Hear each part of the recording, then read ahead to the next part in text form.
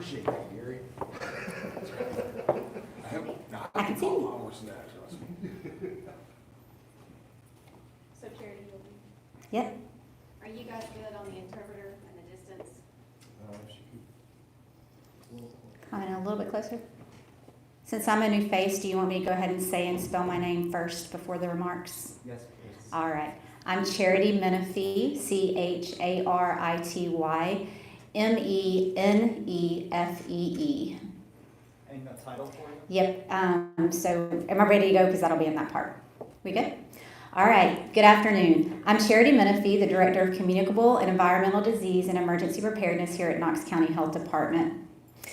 In our local incident command structure for the COVID-19 pandemic, I'm serving as the Direction and Control Officer for this response. Due to the scope of the situation and our unprecedented coordination for this response, Dr. Buchanan and I will be alternating appearances in these briefings for the foreseeable future. We're starting these briefings every day with a note of gratitude. First, we want to highlight the teamwork that is happening between our hospitals and healthcare partners. They continue to come together to make decisions and respond to this event above all else with a sense of community. They are managing changes in guidance and directives and the situation as a team, and we couldn't be more proud to call them our partners in these efforts. Next, we want to thank the other businesses and their workers, from child care centers to grocery stores and convenience centers and truck drivers to so many more who are keeping us going. And finally, we want to thank again the individuals, the families, the businesses that have disrupted their lives and their livelihoods to do their part in responding to this pandemic by staying at home. We are truly grateful for everything that each of you are doing. Now we're going to shift gears a little bit to our current case counts. As of 11 a.m., we have 20 cases here in Knox County, and I'm happy to report that 6 of these individuals have recovered. Our focus continues to be on identification, isolation, and contact tracing. And what I want to do right now is explain what that means, because I think that people need more information. There's a lot of unknowns, and that scares people. So we want to explain what our response looks like. And I'm going to back up and explain that this is something that we do all the time. We have over 70 reportable diseases in Tennessee that our team investigates daily. And this is just a new one for us, and we've had to expand our efforts, obviously, to support it, but it's something that we do all the time. So first, identification. So when positive cases for any of these diseases, including COVID-19, come in, they get reported to us. That can be from the Tennessee Department of Health via a lab report that came in. That can be a doctor's office that calls us and reports a positive case of a disease, in this case, COVID-19. We immediately, and our first priority always is to contact that individual person that has tested positive for the disease. We will do that with this. We are continuing to do that for this. People are scared when they find out that they have this, and we want to be able to talk to them, explain what the risk is, how they can help protect their other family members that are in the home, how we can follow up with their close contacts. We talk to them first. We do a very in-depth interview with each of these individuals. From there, we've also talked to them in that interview and gathered their contacts. And so that's where that investigation and contact tracing piece comes in. We want to talk to people that they've been in close contact with, and so then we can inform them of their risk. We ask them to stay at home so they're not out spreading a potential disease throughout the community.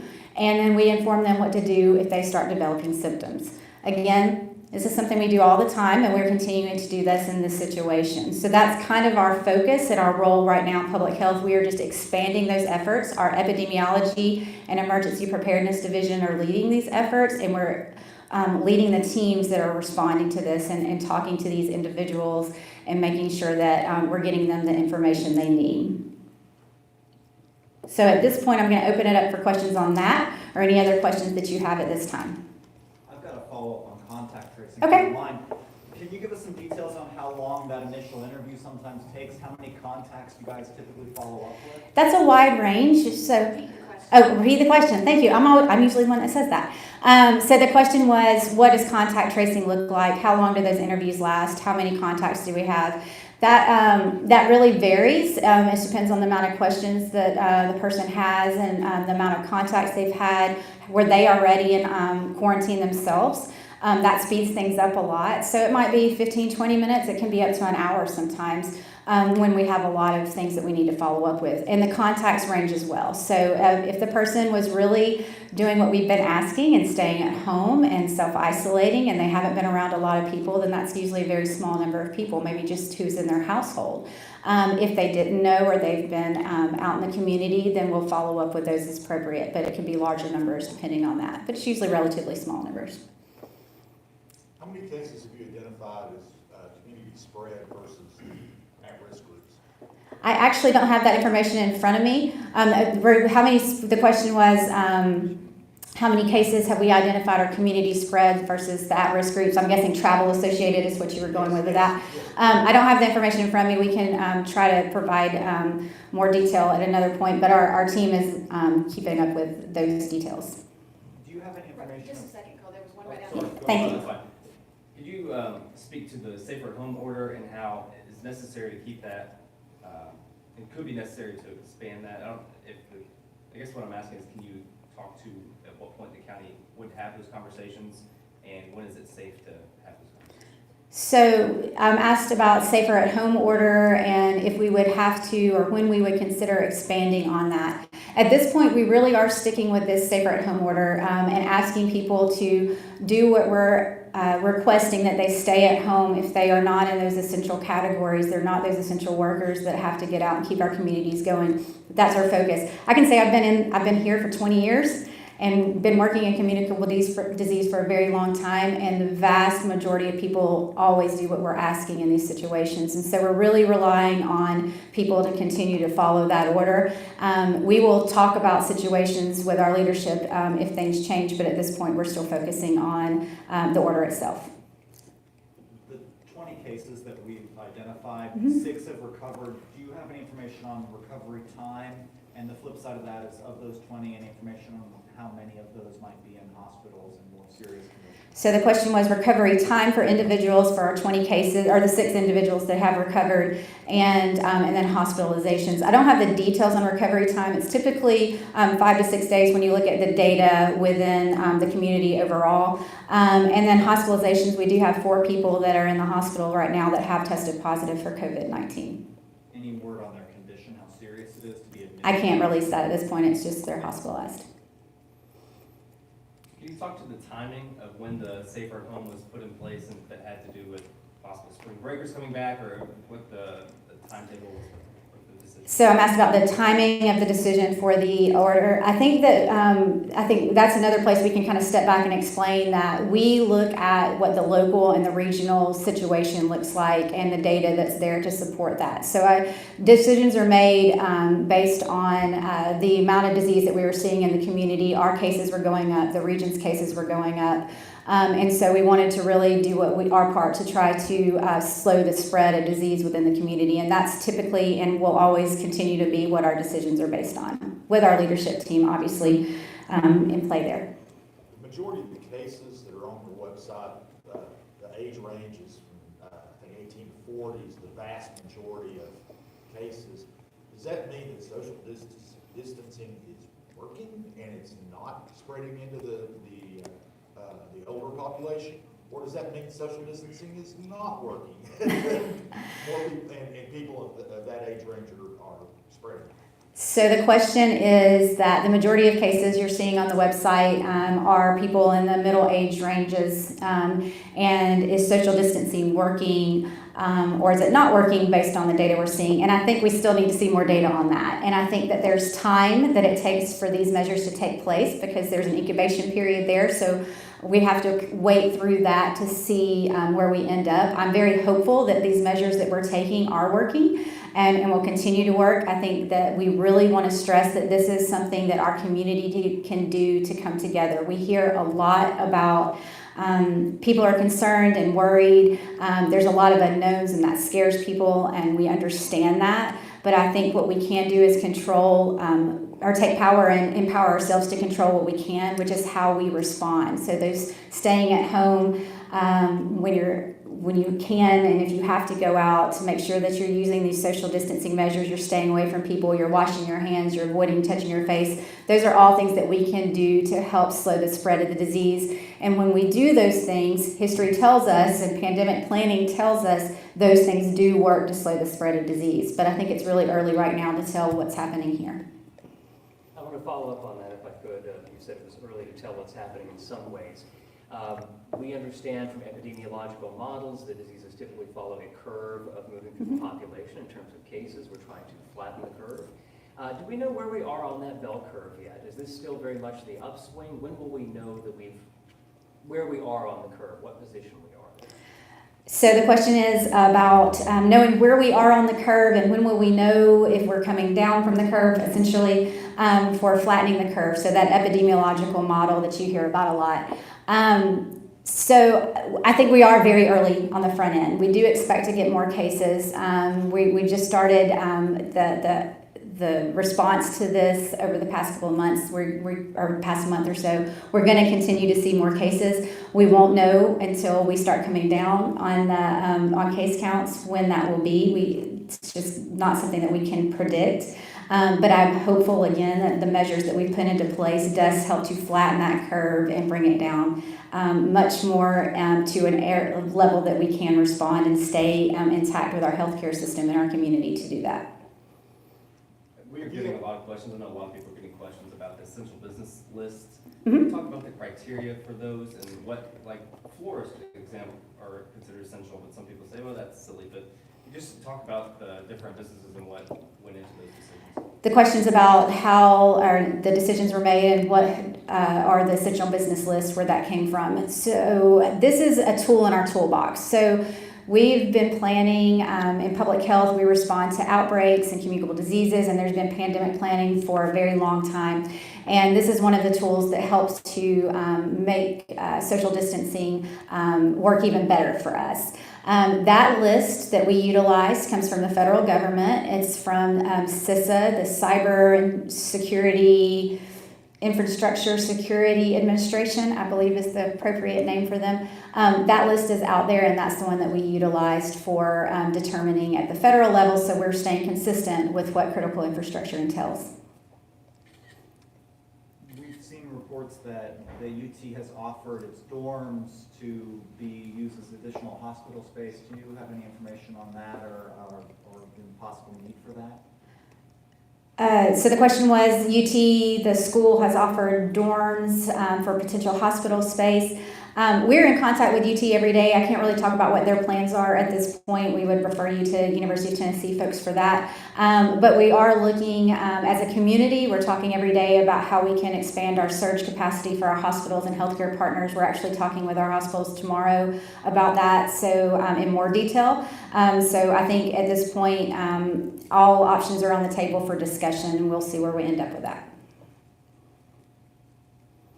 I have just one more question. Okay. From some viewers about the ability to take out food from restaurants. Can you talk about the safety of that? Do people need to be worried about whether other people have touched their containers that the food is in, or safety precautions when they take out food from restaurants? Is it safe to do so?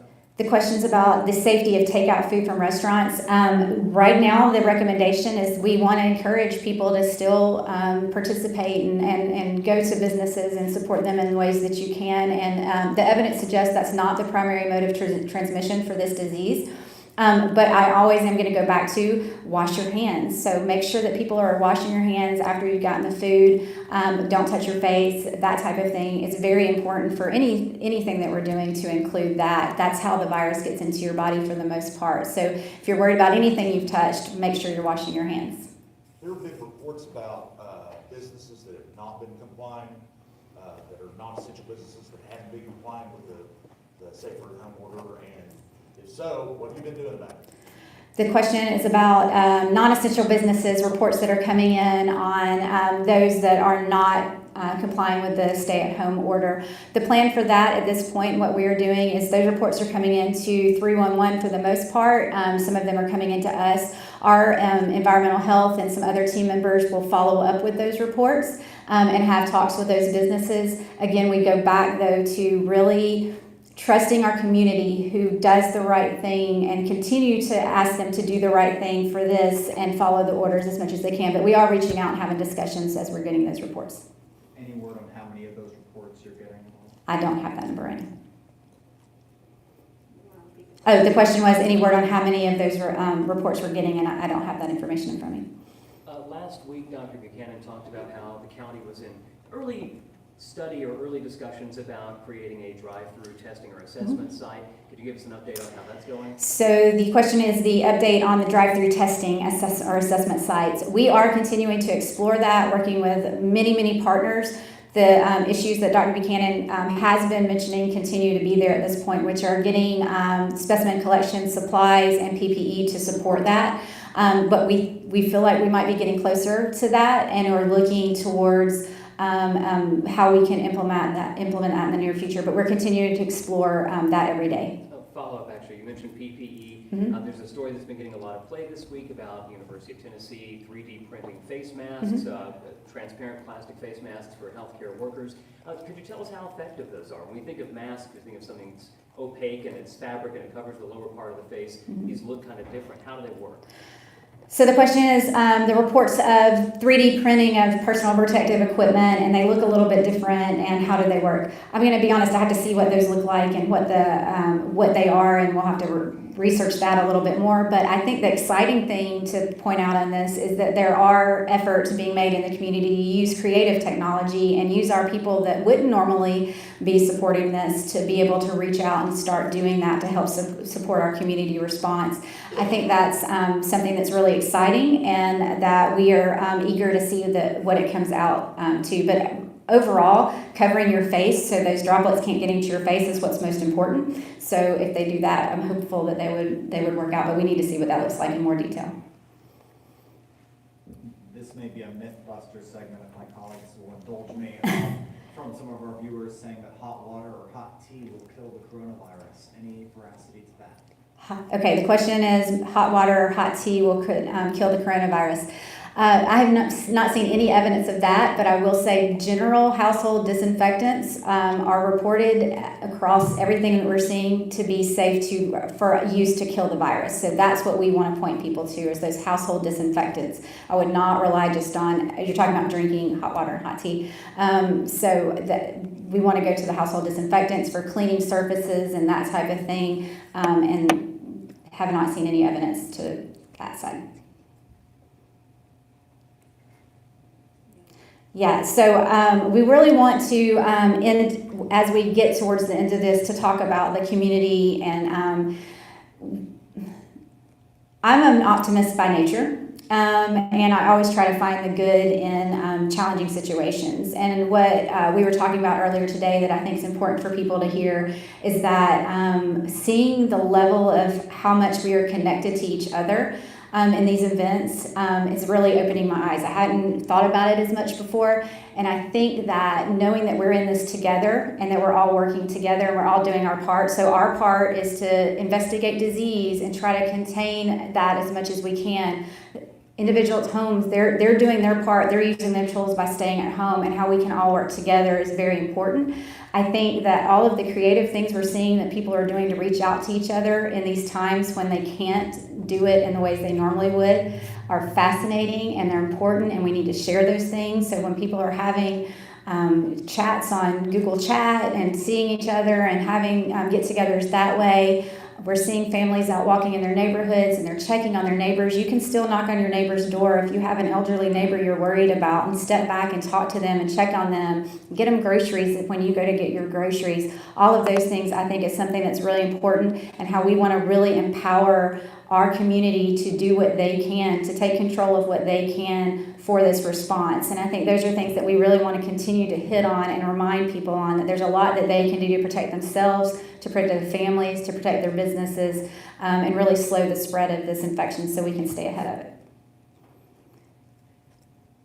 Thank you very much. All right. Thank you guys so much.